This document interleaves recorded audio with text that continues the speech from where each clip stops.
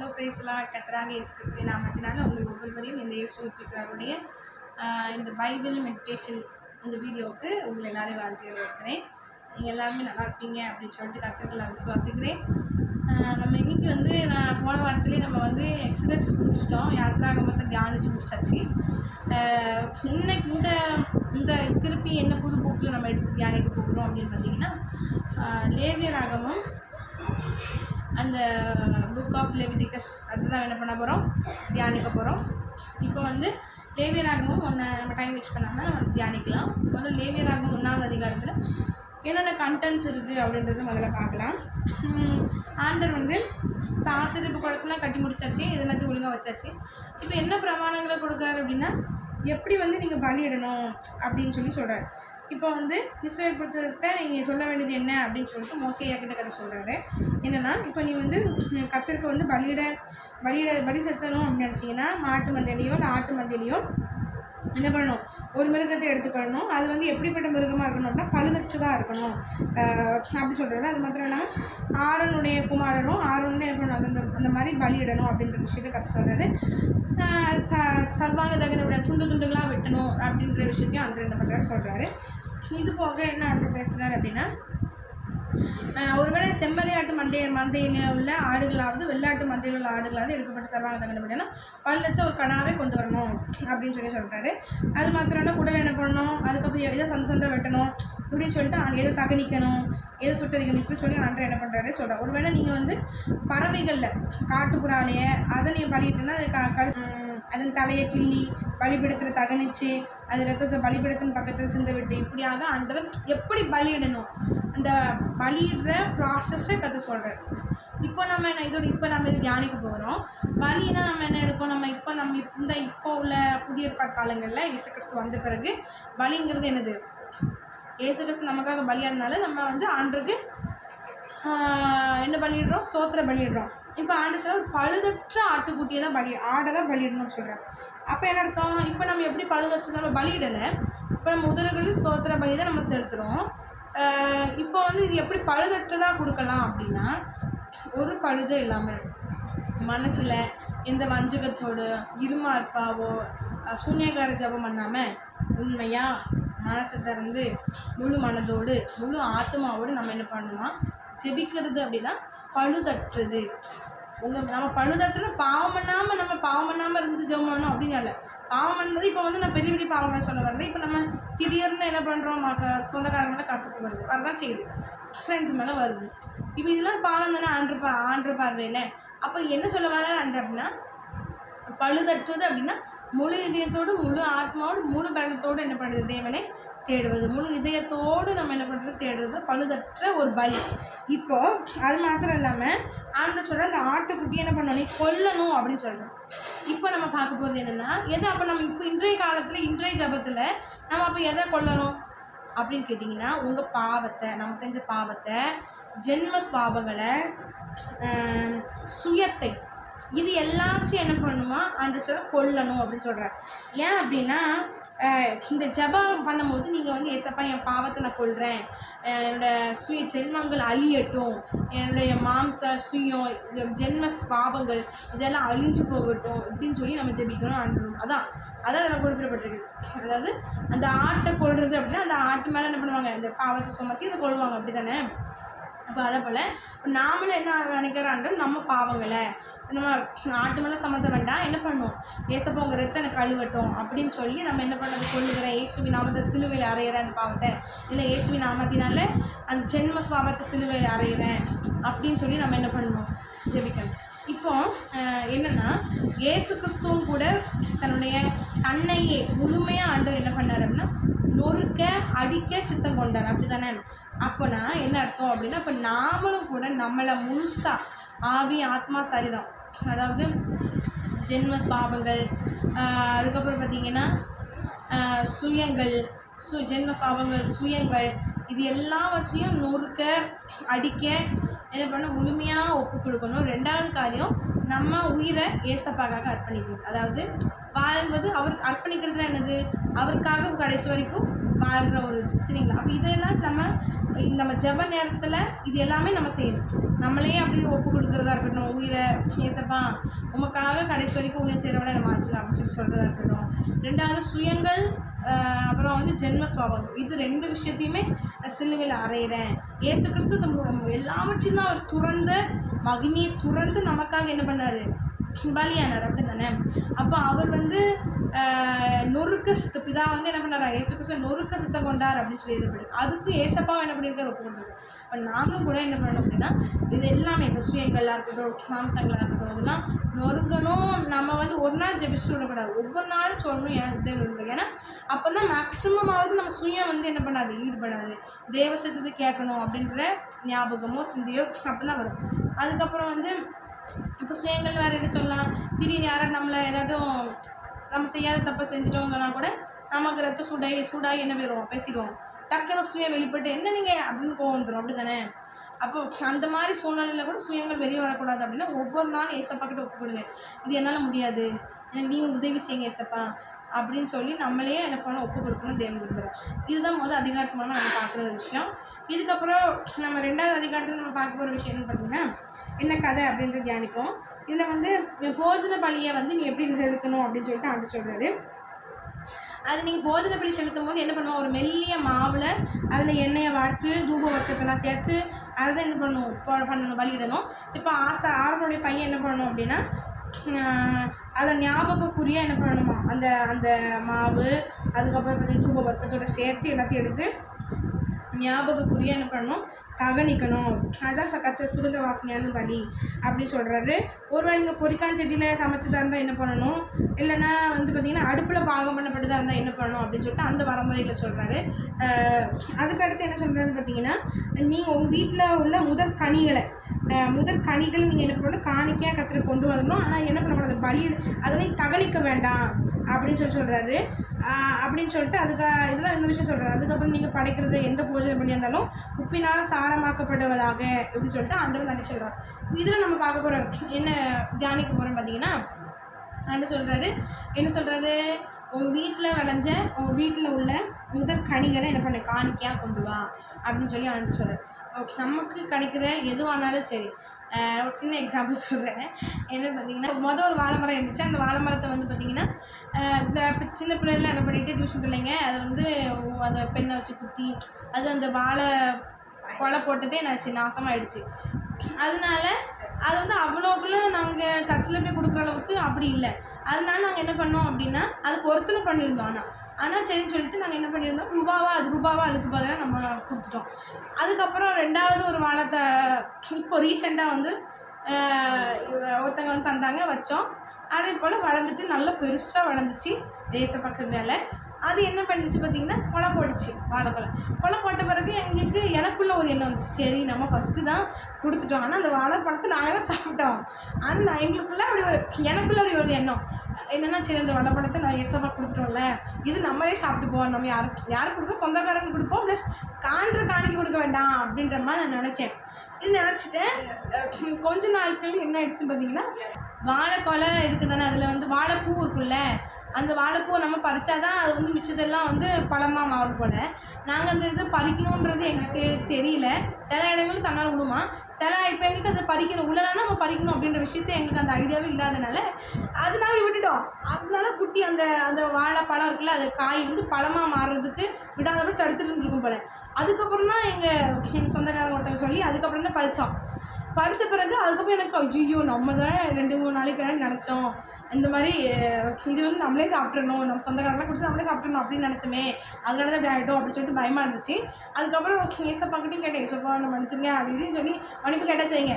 அதுக்கப்புறம் இதெல்லாம் நடந்து முடிஞ்சுட்டு இப்போ அதை பறிச்சாச்சு, அதுவும் வளர ஆரம்பிச்சிட்டு நம்ம ஜோம் பண்ணோம், ஏசப்பா வளரட்டும் அப்படின்னு சொல்லி வளரட்டும் ஜோம் பண்ணிச்சு.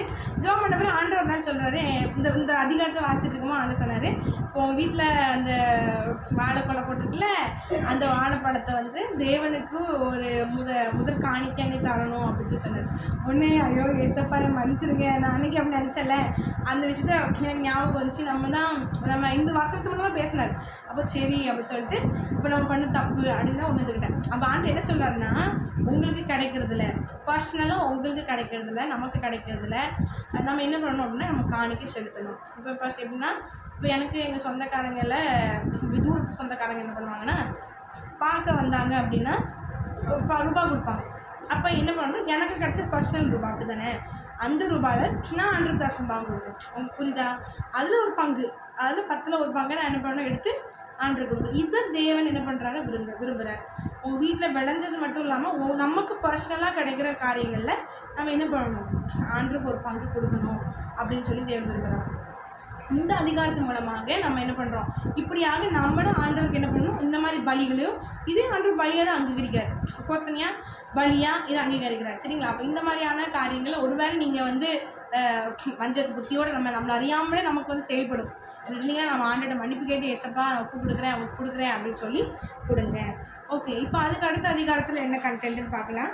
அதில் ஆண்டவர் சொல்கிறாரு, சமாதான பலியை படைக்கணும்னா நீ என்ன பண்ணணும் அப்படின்னு சொல்கிறாரு. மாட்டு மந்தையிலையே எடுத்து காளையானாலும் சரி பசுவானாலும் சரி நீ என்ன பண்ணணும், அதை நம்ம அது மேலே தலை மேலே கையை வச்சு ஆசிரியர் வாசல் முன்னாடி என்ன பண்ணணும், அதை கொல்லணும் அப்படின்னு சொல்கிறாரு.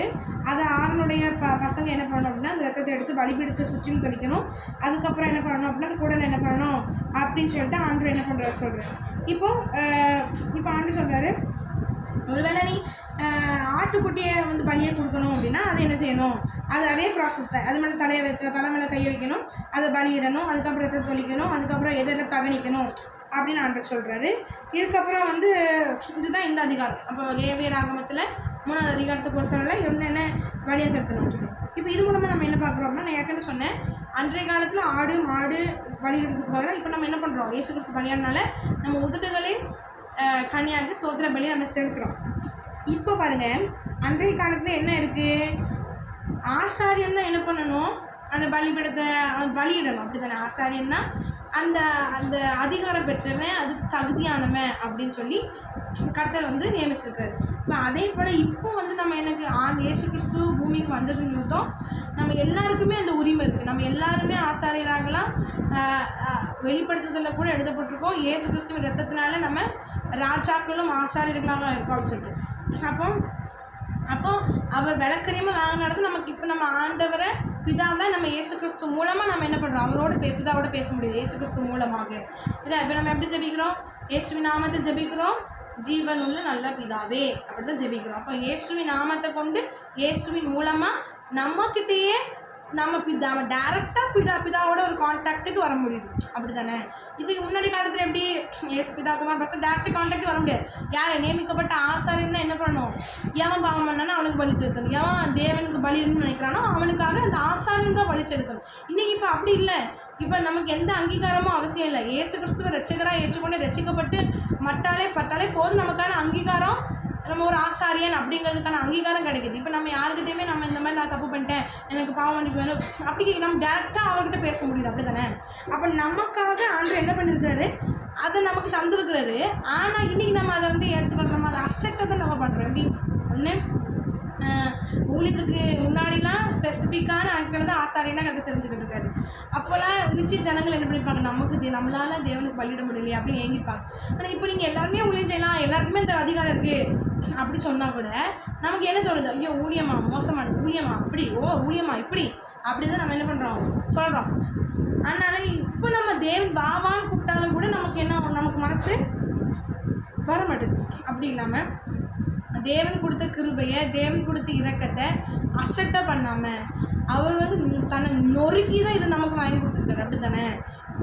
நம்ம ஆதியாகமத்தில் தேவன் இந்த உலகத்தை படைக்கும் போது இந்த ஒரு பிணைப்போடு தான் நாம் இயேசுக்கிட்ட பேசுறதுக்கு, பிதாகுமாரன் பரிசுத்தாவியார்கிட்ட பேசுறதுக்காக நம்ம பூமியில் படைக்கப்பட்டோம், அவரோட சஞ்சரிக்க, அவரோட பேச. ஆனால் நம்ம அந்த கனியை சாப்பிட்டதுனால என்ன ஆயிடுச்சு, நன்மை தீமை அறியத்தக்க கனியை சாப்பிட்டு அது இழந்துட்டோம். ஆனால் இயேசு கிறிஸ்து என்ன பண்ணியிருக்கிறாரு, அதை அவர் தன்னை நொறுக்கி என்னாச்சு, தன்னை ஒப்பு கொடுத்து அதை நமக்கு மறுபடியும் என்ன பண்ணியிருக்கிற வாங்கி கொடுத்துருக்காரு. அது நம்ம தான் எடுத்துக்கணும். நம்ம ஏசப்பா நமக்காக பலியாக்கார் அப்படின்ற விசுவாசித்து நம்ம தான் என்ன பண்ண எடுத்துக்கிட்டு நம்ம டேரெக்டாக ஆண்டுகிட்ட நம்ம என்ன பேசுவோம். ஓகே, இப்போ நம்ம இவ்வளோ சலுகைகள் நமக்கு இருக்குது. அப்படி தானே? ஆனால் நம்ம ஒழுங்காக ஜெபிப்போமா, டெய்லி ஜெபிக்கிறோமா? இல்லை. நமக்கு இப்போ ரெகுலராக ஆண்டுகிட்ட ஜெபிக்க முடியும், ஆண்டுகிட்ட பேச முடியும். அப்பான்னு கூப்பிடுற ஒரு புத்திர சுவிகார அந்த அதிகாரத்தை நமக்கு கொடுத்துருக்குறாரு. ஆனால் அது எதையுமே நம்ம அப்யூஸ் பண்ணுறமே தவிர்த்து எதையுமே யூஸ் பண்ண மாட்டோம். ஆனால் நமக்கு கிடச்ச இந்த சலுகைகளில் நம்ம என்ன பண்ணிக்கணும், நம்ம யூஸ் பண்ணிக்கணும். நம்ம கற்றுட்டு பேசணும், கற்றுட்டு நேரம் ஒதுக்குங்க, கத்தரோடு சஞ்சரிங்க. அவருக்கு தான் எந்தஞ்சிக்குமே மாறாத தேவனாக இருக்கிறார். என்னன்னாலுமே உங்களுக்கு குழப்பமானாலும் சரி, உங்களுக்கு எது சரி இது தவறு தெரிலனா கூட சரி, எதுக்குனாலும் ஏசப்பா கிட்ட நம்ம கேட்கக்கூடிய அதிகாரம் இருக்குது. ஆவியானவரே எனக்கு சொல்லித்தாங்க, எனக்கு புரியல அப்படின்னு சொல்லிட்டு ஆண்டவர்கிட்ட ஒப்பு கொடுத்து அவர்கிட்ட பேசக்கூடிய அதிகாரம் ஒரு ஃப்ரெண்டுக்கிட்ட பேசுறது போல. நம்ம சொல்கிறோம்ல, மோசேயக்கிட்ட கத்த அப்போவே ஒரு ஸ்நேகிதனோடு பேசுறது கூட பேசியிருக்காரு.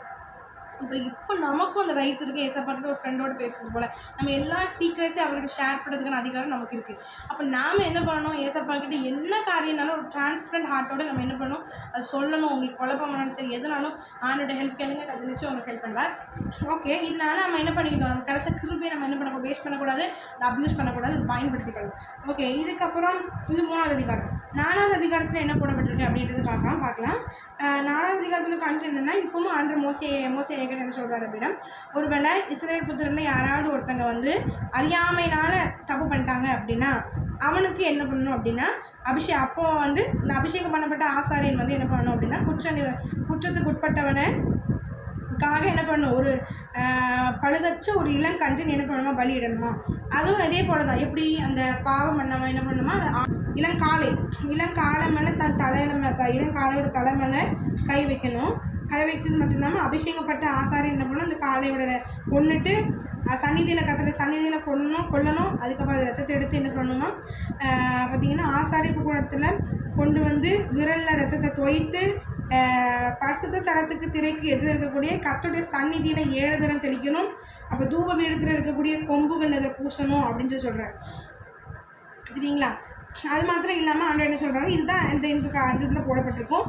ஒருவேளை இஸ்ரவேலோட சபையார்கள் யாராவது தப்பு பண்ணது நீங்கள் தெரிய வந்துச்சு அப்படின்னா அதே போல் அதுக்கு என்ன பண்ணணும் அப்படின்னு சொல்லி ஆண்டவர் சொல்கிறார். இப்போ இது மூலமாக நம்ம என்ன நம்ம ஆண்டவர் நமக்கு சொல்ல வர்றார் அப்படின்னு பார்த்தீங்கன்னா, லேவியராகமம் 4வது அதிகாரத்தில் இப்போ நமக்கு வந்து நான் சொன்ன ஏற்கனவே சொன்ன மாதிரி, இப்போ வந்து முன்னாடி ஒரு பாவம் பண்ணிட்டா, தெரியாமல் ஒரு பாவம் பண்ணிட்டா கூட நமக்கு நிறைய ஒரு ஸ்டெப்ஸ் இருக்குது. அப்படி தானே, மல்டிபிள் ஸ்டெப்ஸ் இருக்குது. அவங்க மேலே ஆட்டை பிடிச்சிடணும், அது மேலே தலையை கை வைக்கணும். இப்போ அந்த ஆசாரியனுக்கு அப்போ தெரிய வருது, அப்படி தானே, ஏதோ பாவம் பட்டா போல அப்படின்னு. அப்போ பாருங்கள், இப்போ என்ன சொல்ல வர அப்படின்னா, அப்போ அந்த தெரியாமல் ஒரு தப்பு பண்ணதுக்கே அவ்வளோ ஸ்டெப்ஸு அந்த பாவம் மன்னிப்புக்காக இருந்தது. ஆனால் இன்றைக்கி நம்ம அப்படி செய்யாமல் எவ்வளோ பெரிய பாவம் செஞ்சாலும் கசந்து அழுது ஏசப்பா கிட்ட ஒப்பு கொடுத்தா ஆட்டோமேட்டிக்காக ஏசப்பாவுடைய ரத்தம் நம்மளை என்ன பண்ணுறது, சுத்திகரித்து பிதாவுக்கு முன்பதாக நம்மளை பரிசுத்தவாட்டியாக காண்பிக்கணும். அப்போ பார்த்துக்கோங்க, இப்போ இவ்வளோ இலகுவான முறையில் நமக்கு பாவ மன்னிப்பு கிடைக்குது. ஆனால் நம்ம ஒழுங்காக யூஸ் பண்ணுறோமா, இல்லை அப்யூஸ் தான் பண்ணுறோம். அப்படி தானே, கட்டாயம் அப்யூஸ் தான் பண்ணுறோம். நம்ம எப்படி பண்ணுறோன்னா, அது ஓவர் கிரேஸ், எக்ஸ்ட்ரீம் கிரேஸ்ன்னு சொல்லிட்டு அந்த கிருபையை அப்யூஸ் பண்ணுறோம். நமக்கு இவ்வளோ பெரிய கிருபை கிடச்சிருக்கு, அப்போ நம்ம என்ன பண்ணணும், அப்போ அதை பாவத்தை செஞ்சு மன்னிப்பு கேட்டுக்கலாம் அப்படின்ற ஒரு மனப்பான்மை, அப்படின்ற தாட்டு, அது ஏசப்பா மன்னிச்சிருவார். செஞ்சுட்டு ஏசப்பா கிட்ட மன்னிப்பு கேட்டால் மன்னிச்சிருவார் அப்படின்னு நினைக்கிறோம். ஆனால் உண்மையாகவே உங்கள் பாவப்பட்டி நிரம்பிட்டு நம்ம பாவப்பட்டி நிரம்பிட்டு அப்படின்னா ஆட்டோமேட்டிக்காக என்ன இருக்குமா, ஆண்டவர் ஒப்பு கொடுத்துருவார். அவ்வளோதான், அவர் விலகிருப்பார். அதனால் நம்ம என்ன பண்ணணும்னா, உங்களால் மேற்கொள்ள முடியாத பாவங்கள் நம்ம இருக்கிறோம் அப்படின்னா கூட நம்ம என்ன பண்ணணும்னா, ஏசப்பா கிட்ட ஒப்பு கொடுத்துங்க. ஏசப்பா என்னால் முடியல, எனக்கு எப்படி இது வெளியே வரணும்னு தெரியல, கட்டாயம் என்ன பண்ணுவார் அப்படின்னா ஏசப்பா உதவி செய்வார். அந்த ஃபஸ்ட்டு ஸ்டெப்பை நம்ம தான் எடுத்து வைக்கணும். கட்டாயம் அது உதவி செய்வார். அது மாத்திரம் இல்லாமல் அநேக அடிக்ஷன்லேருந்து வெளியே வரக்கூட வசனங்கள் கூட இருக்குது. இப்போ தாவீது ராஜா கூட சொல்வார், ஆண்டவரே என்னை துணிகரமான பாவங்களுக்கு விலக்கி ரட்சித்து காத்துக்கொள்ளும், அவைகளை என்னை ஆண்டுக்குள்ளே ஒட்டாதிரும், அப்பொழுது நான் உத்தமனாகி பெரும் பாதகத்திலிருந்து நீங்களாக இருக்குது. இப்போ உங்களுக்கு மேற்கொள்ள முடியாத பாவங்கள் போராடுது அப்படின்னா நம்ம என்ன பண்ண, ஆட்டோமேட்டிக்காக இந்த வசனங்கள் சொல்லி ஒரு அடிக்ஷன் எதனால அடிமைப்பட்டு ஃபோன்லேயோ நாடகத்துலேயோ சினிமாலேயோ அடிமைப்பட்டு மது, ட்ரிங்க்ஸ், ஆல்கஹால், ட்ரக்ஸு, இப்படி எதில் நம்ம அடிமைப்பட்டிருந்தாலும் உங்களால் மீளணும்னு நினைக்கிறீங்க ஆனால் முடியல அப்படின்ற பட்சத்தில் இந்த மாதிரி வசனங்களை சொல்லி நீங்கள் என்ன பண்ணணும், மேற்கொள்ளணும். 2வது விஷயம், தேவன்கிட்ட உதவி கேளுங்க. கட்டாயம் தேவன் உங்களுக்கு உதவி செய்வார். கவுன்சிலிங் கொடுப்பாங்கல்ல, அவங்கெல்லாம் எப்படி ஒரு அடிக்ஷன்லேருந்து வெளியே வரதுக்கு உதவுவாங்களோ அதை விட மேலாக தேவன் என்ன பண்ணுவார், நமக்கு இந்த மாதிரியான அடிக்ஷன்ஸ்லேருந்து வெளியே வரதுக்கு தேவன் கட்டாயம் உதவுவார். தேவன்கிட்ட ஆலோசனை கேளுங்க. அவர் சொல்லுகிறபடி நம்ம என்ன பண்ணணும், நடந்த கட்டாயம் நம்ம அதை மேற்கொள்ளலாம். அதனால் உதவி கேளுங்க. இதே போல் நம்ம துணிகரமாக அந்த அந்த கிருபையை நம்ம என்ன பண்ணக்கூடாது, அப்யூஸ் பண்ணக்கூடாது. நமக்கு கிடச்சிருக்கு, நம்ம பண்ணிட்டு மன்னிப்பு கேட்கணும். அப்படி துணிகரமாக நம்ம பண்ணிட்டு மன்னிப்பு கேட்கக்கூடாது. தப்பு தான் நம்ம செய்கிற தப்புன்னு தெரிஞ்சுட்டா ஒரு தடவை ஆண்டு வசனத்தில் எழுதப்பட்டிருக்கு, என்னது, பாவத்தை மறைக்கிறவன் வாழ்வடைய மாட்டான், அவைகளை அறிக்கை செய்து விட்டு விடுகிறவனும் இறக்கப்படுவான். நீ அறிக்கை செஞ்சால் நம்ம அறிக்கை செஞ்சால் மட்டும் போதாது, அதை விட்டு விடணும் அப்படின்னு சொல்கிறேன். அப்படி தானே? அப்போ அதே போல் தான் மீள முடியாதவங்கிற வேறு கேட்டகரி. உங்களால் முடியும், நம்ம தான் துணிகரமாக செய்கிறோம் அப்படின்ற பட்சத்தில் நம்ம என்ன பண்ணுறது, விட்டு விடணும் அப்படின்னு சொல்லி ஆண்டவர் சொல்கிறேன். நான் சொன்ன பெரிய பெரிய பாவங்கள் மாத்திரம் கிடையாது. இப்போ கோவப்படுறது, மற்றவங்கள பார்த்து கசப்பு, வெறுப்பு, இது எல்லாமே பாவங்கள் தானே. பொய் சொல்கிறது, அதுக்கப்புறம் வந்து நமக்கு உரிமை இல்லாத பொருளை எடுக்கிறது, அதுக்கப்புறம் அதை பார்த்தா கூட பார்க்கலன்னு சொல்கிறது, கள்ளசாட்சி சொல்கிறது, இது எல்லாமே என்னது, ஒரு பாவங்கள் தான். இதை நம்ம செய்யாமல் இதெல்லாம் நம்மளால் ஆப்வியஸாக கண்ட்ரோல் பண்ண முடியும், அப்படி தானே? அதனால் இந்த மாதிரி விஷயங்களை செல்ஃப் கண்ட்ரோலோடு நம்ம என்ன பண்ணணும் அப்படின்னா கண்ட்ரோல் பண்ணி அதுலேருந்து நம்ம வெளியே வரணும். கர்த்தர்கிட்ட உதவி கேளுங்க. உங்களை முடியாத பட்சத்தில் நிச்சயம் கட்டாயம் உங்களுக்கு என்ன பண்ணுவார், உதவி செய்வார் நமக்கு. ஓகே, அதுக்கடுத்து இது ஒன்று. அதுக்கப்புறம் இப்போ லேவியராகவும் 5வது அதிகாரத்தில் என்ன கண்டென்ட்னு பார்க்க போகிறோம். 5வது பொறுத்தளவில் இப்போ எப்படி நம்ம ஒருத்தர் வந்து தப்புனே அறியாமல் செஞ்ச பாவத்தை பற்றி பார்த்தோம், அப்படி தானே? இப்போ வந்து தெரிஞ்சே ஒருத்தன் செய்கிறான்ப்பா. இப்போ அவன் வந்து என்ன பண்ணுறான், அவன் வந்து ஒருத்தங்கிட்ட ஒருத்தனுடைய பொருளை அவன் வந்து அவங்ககிட்ட சண்டை போட்டு பலாத்காரம் பண்ணி அந்த பொருளை வாங்குறான் அப்படின்னா அது பாவமாகும். 2வது, பார்த்த ஒரு பொருள் காணாமல் போயிட்டு அந்த பொருளை பார்த்துட்டான், ஆனால் அந்த உரிமையாளர் கேட்கும்போது இல்லை நான் பார்க்கவே இல்லை அப்படின்னு சொல்லி போய் சொல்கிறது. இப்படியான ஒரு அசுத்தமான மிருகத்தையோ இல்லை அசுத்தமான மனுஷனையோ என்ன பண்ணுறது, தொட்டு தீட்டுப்பட்டவன். இப்படியாக இந்த மாதிரி பாவங்களுக்கு என்ன பண்ணணும் அப்படின்னு ஆண்டு சொல்கிறாரு. அதுக்கும் இதே போல் ஆட்டுக்குட்டியை எப்படி பலியிடணும் அப்படின்ட்டு ப்ராக்ரஸ் சொல்லியிருப்பார். இப்போ இது மூலமாக நம்ம என்ன தெரிய வருது அப்படின்னு பார்த்தீங்கன்னா, இப்போ நமக்கு வந்து 2 கேட்டகரி சொன்னேன், அப்படி தானே? சில விஷயங்கள் நம்மளே மேற்கொள்ள முடியும், ஆனால் நம்ம மேற்கொள்ள ட்ரையே பண்ண மாட்டோம். அந்த பொய் சொல்லாமல் இருக்கிறதுக்கு அந்த மாதிரிலாம். அது மாத்திரம் இல்லாமல் இப்போ நம்ம என்ன பார்க்க போகிறோம், தெரிஞ்சு பாவம் செய்கிறது, தெரியாமல் பாவம் செய்கிறது, தேவனுக்கு விரோதமாக பாவம் செய்கிறது. தெரிஞ்சு பாவம் செய்கிறது இது நமக்கு தப்புன்னு தெரியும். ஆண்டவர் வெறுக்கிற ஒரு விஷயம் என்னென்னா, இது வந்து ஒரு பாவம்ன்றது நமக்கு தெரிஞ்ச பிறகு அந்த விஷயத்தை செய்யக்கூடாது அப்படின்னு நினைப்பாங்க. இது வந்து ஒரு ஊழியக்காரங்க சொல்கிறது மூலமாக கேள்விப்பட்டேன். இப்போ மோசையா வந்து அந்த கண்மலையர் அந்த மலைக்கிட்ட தண்ணி வர்றதுக்காக பேசதான் சொல்லுவார், நான் அடிச்சுடுவார், அப்படி தானே? அப்போது அந்த என்ன சொல்கிறாங்க அப்படின்னா, பைபிள் ஸ்காலர்ஸ் வந்து அவர் அடித்ததுனால ஆண்டவர் வந்து என்ன பண்ணுறாரு, அவரால் கானானுக்குள்ளே போக முடியாது அப்படின்ற விஷயத்த அவர் சொல்லுவார், கீழ்படியலை அப்படின்னு சொல்லி. இப்போ இந்த சின்ன விஷயத்துக்கு ஆண்டவர் இவ்வளோ கோவப்பட்டார் அப்படின்ற பார்க்கும்போது நமக்கு தெரியுது, அப்படி தானே? ஆனால் பைபிள் ஸ்காலர்ஸ் என்ன சொல்கிறாங்கன்னா, எனக்கு இவ்வளோக்குள்ளே என்கிட்ட நெருங்கி பழகினேன், எனக்கு நேசமான இதே துடிப்பு புரிஞ்சுக்கிட்டேன், என் ஸ்நேகிதனான மோசே என்ன பண்ணல, கீழ்ப்படியிலையே, நான் சொன்னது கேட்கலையே அப்படி சொல்லிட்டு. அப்போ இதே போல தான் தெரிஞ்சு பாவம் பண்ணுறது அப்படிங்கிறது நம்ம இது வந்து ஒரு சின்ன விஷயம் தான், ஆனால் அதுக்கே ஆண்டவர் கோபப்பட்டாருன்னு பார்த்துக்கோங்க. அப்போ நாம் தெரிஞ்சு இந்த தப்பு துணிகரமாக இது வந்து தப்பு, அதாவது இப்போ மற்றவங்கள பற்றி குறை சொல்லாத, ஆசை போடாத அப்படி நேற்று கூட பிரசங்கத்தை கேட்டிருப்போம். ஆனால் நம்ம இன்னைக்கு காலையில் என்ன பண்ணுவோம், அது அப்படி துணிகரமாக நமக்கு தப்புன்னு மனசு குத்தும் போது கூட அது மீறி என்ன பண்ணுவோம், பேசுவோம், குறை சொல்லுவோம். அது என்ன பேசினாலும் என்ன ஆக போகுது, கசப்பு தான் வருமே தவிர்த்து வேறு ஒன்றுமே இல்லை. அப்போ நமக்கு லாபம் இல்லை, நமக்கு என்ன ₹1 கிடைக்க போதா, இல்லை நம்ம ஆசீர்வாதமாக இருக்க போகிறோமா? நம்ம கிருபை நமக்கு இழப்பு தான் நேடுது, கிருபை தான் இழந்து போகிறோம். அப்போது நம்ம துணிகரமான பாவங்கள், நான் சொல்ல ஒரு எக்ஸாம்பிள், ஒரு கசப்பு, ஆசைப்படாத, மற்றவங்களை பற்றி பேசாத அப்படின்னு சொல்ல ஒரு சின்ன ஒரு காரியம் இது சொல்கிறேன். இது மாதிரி நிறைய இருக்குது. அப்போ நமக்கு தப்புன்னு தெரிஞ்ச பிறகு என்ன பண்ணக்கூடாது, அது செய்யக்கூடாது. நான் எக்ஸப்ஷன் கேஸ் சொன்னேன், இந்த மாதிரி சில பேர் வெளியே வரணும்னு நினைப்பாங்க, அவங்களால முடியாது. அப்படிப்பட்டவங்களும் கண்டிப்பாக தேவன்கிட்ட தான் உதவி கேட்கணும். ஆனால் நம்மளால் கண்ட்ரோல் பண்ண முடியும் அப்படின்ற பட்சத்தில் நம்ம என்ன பண்ணணும், ஆண்டரே சொல்வார், நீங்கள் தான் என்ன பண்ணணும், ஃபஸ்ட் ஸ்டெப் எடுத்து வச்சது நான் என்னால் உதவி செய்ய முடியும்னு சொல்லுவார். நாம தான் ஃபஸ்ட் ஸ்டெப் முதல்ல எடுத்து வைக்கணும். அது மாத்திரம் தான், தெரியாமல் செய்கிற பாவத்துக்கு நம்ம பார்த்துட்டோம், ஒரு தெரியாமல் செஞ்சிட்டோம் அப்படின்ற பட்சத்தில் அது வேறு, அது கேட்டகரி. ஆண்டு கட்டாயம் பிரஜாதியார் கூட சொல்வார். இப்போ நம்ம எல்லாருக்குமே நமக்கு சினிமா பார்க்குறது, நாடகம் பார்க்குறது, எதாவது தப்பு அப்படின்றது நமக்கு ஆண்டு காமிச்சிடுவார், அப்படி தானே?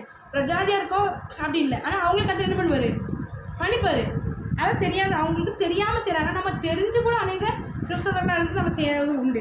இப்போ தேவனுக்கு விரோதமாக பாவம் செய்கிறது அப்படின்னா பரிசுத்தாவியை கிண்டல் பண்ணுறதோ அல்லது ஊழியர்களை கிண்டல் பண்ணுறதோ, இது எல்லாமே என்னது, தேவனுக்கு விரோதமாக செய்கிற பாவங்கள். அப்போ இப்படியாக நம்ம ஒவ்வொரு நாளும் நம்ம தியானிக்கணும், ஐயோ நம்ம இன்றைக்கி என்னென்ன தப்பு பண்ணோம், நம்ம வந்து ஒவ்வொரு நாளும் நம்ம யார் யாருக்கு விதமாக பாவம் செய்கிறோம், நம்ம துணிகரமாக செய்கிறோமா, அந்த மாதிரி நம்ம வந்து என்ன பண்ணணும், அலசி ஆராயம் நம்ம தப்பு பண்ணிட்டோமா அப்படின்னு சொல்லிட்டு ஒவ்வொரு நாள் நம்ம தியானிங்க. நம்ம யாருமே நம்மளை பர்ஃபெக்ட்னு சொல்லி என்ன பண்ணிக்க முடியாது, மேன்மை பாராட்டிக்கவே முடியாது. ஏதோ ஒரு விதத்தில் நம்ம தப்பு பண்ணியிருப்போம். அந்த தப்பிதங்களை தேவன்கிட்ட ஒப்பு கொடுத்து மன்னிப்பு கேட்டு அது மீண்டு வரணும் அப்படின்னு சொல்லி நம்ம என்ன பண்ணலாம், தேவன்கிட்ட கேட்போம். ஓகே, இந்த அதிகாரத்து மூலமாக அதுதான். இப்போது லேவியராகமம் 6வது அதிகாரத்தில் என்ன இருக்குது அப்படின்னா, இதுலேயும் ஆண்டவர் என்ன சொல்கிறார் அப்படின்னா, இதுதான் சொன்னேன், கர்த்தருக்கு விரோதமாக ஒருத்தர் அநியாயம் செய்து தன் வசத்தில் ஒப்புவிக்கப்பட்ட பொருளையோ கொடுக்கல் வாங்கலையோ அயலானுக்கு மாறாட்டம் பண்ணதோ அல்லது ஒரு வஸ்துவை பலாத்காரமாக பறித்து கொள்ளதோ அல்லது அயலானுக்கு இடுக்கன் செய்து காணாமல் போனது, கண்டும் மறுதளிச்சது, இந்த மாதிரியான பாவங்கள் செஞ்சால் அவனுக்கு என்ன பண்ணணும், பொய் சாட்சிடுறதோ இந்த மாதிரி கர்த்தருக்கு விரோதமாக பாவம் செய்யுங்கிறவனுக்கு என்ன பண்ணணும் அப்படின்னு சொல்கிறாரு. அது மட்டும் ஆசாரியன் தான் என்ன பண்ணணுமா அந்த இதை செய்யணும். ஆசாரியன் என்ன வஸ்திரம் தயாரிச்சு செய்யணும், அதுக்கப்புறம் அதை வஸ்திரத்தை கழுவிட்டு என்ன வஸ்திரம் போடணும் இப்படின்னு சொல்லி ஆண்டவர் ஒரு வரமுறையில் சொல்கிறோம். இப்போ பார்த்தீங்கன்னா அந்த அந்த பலியில் வந்து ஒரு பாகத்தை ஆரோனுக்கும் குமாரனுக்கும் தான் என்ன பண்ணணும் கொடுக்கணும் அப்படின்னு சொல்லிட்டு அதையும் ஆண்டவர் என்ன பண்ணுறாரு. இந்த இதில் போடப்பட்டிருக்கு லேவியராகமம் 6:18 ஆரோனின் பிள்ளைகள் ஆண் மக்கள் யாவரும் பிள்ளைகளின் ஆண் மக்கள் யாவரும் அதை புசிப்பார்களாக அப்படின்னு சொல்லி போடப்பட்டிருக்கு. போதன பலியோட பிரமாணத்தை பற்றி போட்டுருக்கு. அது மாத்திரம் இல்லாமல் அந்த சொல்கிறாரு, இந்த பலிபீடத்தில் என்ன பண்ணப்படணும் அப்படின்னா, பலிபீடத்தில் அக்கினி அவியாமல் இருந்து கொண்டிருக்க வேண்டும். ஆசாரியன் காலைதோறும் அதன் எரியும்படி கட்டைகளை போட்டு அதன் மேல் சர்வாங்க தகன பணிகளை வரிசையாக வைத்து இதன் மேல் சமாதான பணிகளை பொறுப்புகளை போட்டு என்ன பகனிக்கணும். அது எப்படி எரியணும் அப்படின்னா, முழுவதும் விடிய காலம் மட்டும் என்ன பண்ணுமா அந்த பலிபீடத்தில் அக்கினி எரிஞ்சுக்கிட்டே இருக்கணும். இதை எந்த அதிகாரத்தில் போடப்பட்டிருக்கு. இது ஓகே. இதில் நம்ம என்ன நமக்கு இப்போ தியானிக்க போகிறோம் அப்படின்னு பார்த்தீங்கன்னா, ஆண்டவர் சொல்கிற இதயமாகிய பலிபீடத்தில் சரிங்களா, அந்த காலத்தில் இருந்த பலிபீடத்தில் இப்போ நமக்கு எதாவது இதயம் சொல்கிறாங்க, இதயமாகிய பலிபீடத்தில் எப்போவுமே என்னாகணுமா அக்கினி எரிஞ்சுக்கிட்டே இருக்கணுமா. எப்போவுமே கர்த்தர் மேலே உள்ள என்ன சொல்கிறது, ஒரு பற்று, பாசம், நேசம், விசுவாசம் இது எல்லாமே என்ன பண்ணுவாங்க இதயத்தில் அவர் மேலே. இப்போ பாருங்களேன், நடக்கிற எல்லா காரியங்களையும் கேட்கும்போது கொஞ்சம் பயமாக தான் இருக்குது. ஊழியம், அதுக்கப்புறம் பார்த்திங்கன்னா இதெல்லாம் கேட்கும்போது உலகத்தில் நடக்கிற சம்பவங்களை கேட்கும்போது கடைசி காலத்தில் கிறிஸ்தவர் நடக்கிற சம்பவங்களை கேட்கும்போது கொஞ்சம் பயமாக இருந்தாலுமே, ஆனாலும் நம்ம இதயத்தில் என்ன இருக்கணுமா அவர் மேலே ஒரு நெருப்பு, அவர் மேலே. அதாவது ஒரு பாடலில் கூட உண்டு, உமக்காக என்னாலும் எரியும் என் தீயே. உங்கள் மேலே எனக்கு ஒரு பாசம் இசப்பா, உங்கள் மேலே எனக்கு ஒரு பற்று. என்னதான் எவ்வளோ உலகத்தில் எவ்வளோ காரியங்கள் நான் பார்த்தாலும் நான் வந்து என்ன பண்ண மாட்டேன், உம்மை விட்டு பின்வாங்க மாட்டேன். உமக்காக இதயத்தில் ஒரு எப்போவுமே என்ன பண்ணுது, என்ன நடந்தாலும், யாருக்கு என்ன சம்பவம் நடந்தாலும், என்னென்ன நியூஸ் கேள்விப்பட்டாலும் உங்கள் பேரில் உங்களுக்காக என் மனசில் ஒரு வெறி இருக்குது. நான் என்ன பண்ண மாட்டேன், உம்மை விட்டு போக மாட்டேன். அப்படி இது நம்மளால் முடியாது தான். ஆனாலும் என்ன பண்ணணும் அப்படின்னா, கர்த்தர்கிட்ட ஹெல்ப் கேட்கணும். நான் உண்மையாக சொல்லுவேன், என்னால் கட்டாயம் முடியாது. ஆனால் நான் வந்து எப்போவுமே ஃப்ராங்காக தான் சொல்லிடுறது உண்டு. எனக்கு ஏசப்பா கற்றுக் கொடுத்தது எப்படின்னா, உனக்கு எந்த விஷயம் முடியலையோ அது என்கிட்ட சொல்லி ஜெபின்னு சொல்லுவார். அதனால் யாராலுமே முடியாது தான். ஆனாலும் நம்ம என்ன பண்ணணும் அப்படின்னா, ஏசப்பா கிட்ட சுவாமி எங்களுக்கு உதவிச்சிங்க, நாங்கள் உமக்காக எங்களுக்கு என்னாலுமே எங்கள் இதயத்தில் ஒரு நெருப்பு, உம்மை பற்றி ஏசப்பா விட்டு பின்வாங்கக்கூடாது அப்படிங்கிற ஒரு நெருப்பு எங்களுக்குள்ளே பற்றி எரியட்டும். எங்கள் பலிபீடத்தில் எப்பொழுது இந்த நெருப்பு எரிஞ்சிட்ருக்கோம் எரிஞ்சட்டும் அப்படின்னு சொல்லி, இது ஒரு ஆங்கிள்லேருந்து பார்த்தா. இன்னொரு ஆங்கிளில் எப்படி சொல்லலாம் அப்படின்னா, எப்போவுமே அபிஷேகம் பண்ணப்பட்டவர்களாய், அபிஷேகம் நிறைஞ்சவர்களாய் உங்கள் இதயம் அநேகர் எப்படின்னா வெளியரங்கத்தில் நடக்கணும்னு நினைப்பாங்க தவிர்த்து, பாஸ்டர் கண்ணில் நம்ம நிரம்பி நினைப்பாங்க தவிர்த்து என்ன பண்ண மாட்டாங்க, இதயம் நிரம்பாது. ஃபஸ்ட்டு இதயம் நிரம்பி தான் வெளியே வரணும். இதயம் தான் என்ன பண்ணணும், இதயம் நிரம்புற அளவுக்கு நிரப்புங்க ஏசப்பா, இந்த உள்ளான மனுஷன் நிரம்புற அளவுக்கு நிரப்புங்க ஏசப்பா அப்படி சொல்லணும். அப்போ நம்ம வந்து என்னது, இதயமாகிய பலிபீடத்தில் எப்பொழுதுமே என்ன பண்ணணுமா அந்த அபிஷேகம், கர்த்தர் மேலே உள்ள தாகம், கர்த்தருக்காக செய்யப்பட அந்த வைராக்கியம் இது எல்லாமே எரிஞ்சுக்கிட்டே இருக்கணுமா அப்படின்னு சொல்லி விரும்புகிறேன். நம்ம இது ஏன் இது தியானிக்கிறோன்னா, இந்த மாதிரிலாம் ஆதி காலத்தில் உள்ள செஞ்சுருக்காங்க. எது வேணும் வேண்டாம்னு ஆண்டவர் சொன்னதை நம்ம இந்த காலத்துக்கு தகுந்த மாதிரி ஆண்டவர் நமக்கு மாற்றி சொல்கிறார். ரெண்டாவது விஷயம், அநேகர் எப்படி சொல்லி கேள்விப்பட்டிருக்கேன், பைபிள் வந்து கடந்த காலத்தில் எழுதப்பட்டதுப்பா, அது எப்படி இப்போ நியூ ஜெனரேஷன் நியூ டெவலப்டு கண்ட்ரிக்கு டெவலப்பிங் கண்ட்ரிக்கு எப்படி நம்மளை டெக்னாலஜிஸ் உள்ள இந்த வேர்ல்டுக்கு எப்படி பைபிள் நம்ம யூஸ் பண்ண முடியும்னா மிக 3 காலங்களையும் கர்த்தர் உள்ளடக்கியவராம். அதனால எல்லா காலத்துக்கு ஏற்ற விதத்தில் தான் பைபிள் எழுதப்பட்டிருக்கு. அது பைபிளில் சொல்லப்பட்டப்ப நம்ம நடப்போம், வாழ்வோம், ஒழுங்காக நம்ம ஜெபிப்போம், கற்று நாம் அடிமைப்படுவதாக சொல்லப்பட்ட எல்லா காரியத்திலையும் எது உங்களுக்கு கற்று பேசினாரோ அதை மாற்றிக்கொள்ளுங்க. மாற்ற முடியல தேவ சமூகத்தில் உட்காந்து எசப்பா எனக்கு கிருபை தாங்கன்னு கேளுங்க. கற்று நிச்சயம் உங்களுக்கு பலப்படுத்துவாங்க. கற்று தாமே உங்களை ஆசிரிப்பார். அடுத்த வாரம் உங்களை சந்திக்க வரை உங்களிடத்தில் விடைபெறுகிறேன். பாய்.